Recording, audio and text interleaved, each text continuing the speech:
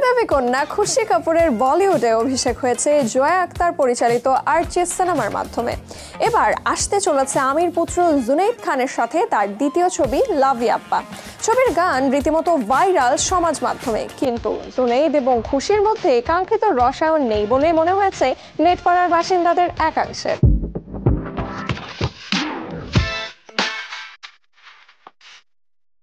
নেটাগরিকেরা অনেক ছোট থেকেই খুশিকে দেখে আসছেন। বিটাউনে পা রাখার আগে তার মুখ, নাক, ঠোঁটের গড়ন ছিল অন্যরকম। বর্তমানে বদলে গিয়েছে অনেক কিছুই। অনেকের দাবি খুশি সুন্দর হতে অস্ত্রোপচার করিয়েছেন। এবার তাদের প্রশ্নের জবাব দিলেন জাহ্নবীর বোন।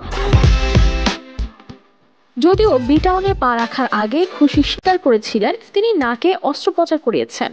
শ্রীদেবীর একটি পুরনো অ্যাওয়ার্ড অনুষ্ঠানের ভিডিও ভাইরাল হয়, সেখানে কিশোরী খুশিকে দেখা যাচ্ছে। সেই ভিডিওয় নেটাগরিকেরা নানা রকমের মন্তব্য করেছেন। অনেকেই খুশির তখনকার ছবির সঙ্গে এখনকার ছবির গরমিল খুঁজে বের করছেন। কেউ বলছেন নাকের সঙ্গে ঠোঁটও বদল এনেছেন খুশি। সেই মন্তব্য বিভাগে এসে খুশি স্বীকার করেছেন তিনি ঠোঁট ও নাকে অস্ত্রোপচার করিয়েছেন। তবে খুশি এই প্রসঙ্গ স্পষ্ট জানান এটা কোনো অপমান করার মতো বিষয় নয়। খুশির কথায় এই অস্ত্রোপচারগুলো করানো তেমন কোনো ব্যাপার নয়। লোকে ভাবে এটা বলে খুব খানিকটা অপমান করতে পারবেন, কিন্তু তেমন কিছু ব্যাপার নয়।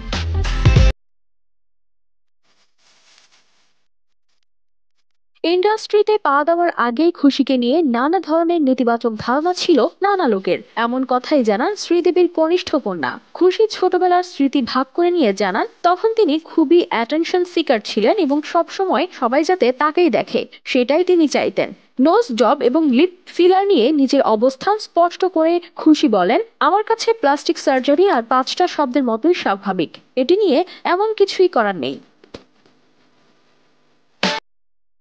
অনেকেই মনে করেন এটি অপমানজনক, কিন্তু আমি তা মনে করি না। তিনি আরো জানান অভিনয় জগতে পা রাখার আগেই অনেকেই তার সম্পর্কে নেতিবাচক ধারণা তৈরি করেছিলেন। তবে খুশি সেই সমালোচনা বা ধারণায় খুব একটা গুরুত্ব দেন না। খুশি কাপুর, সুহানা খান এবং অগস্ত্য নন্দা একসঙ্গে জোয়া আখতারের পরিচালনায় দ্য আর্টিস্ট দিয়ে 2023 সালে নেটফ্লিক্সে অভিনয় জগতে আত্মপ্রকাশ করেছিলেন।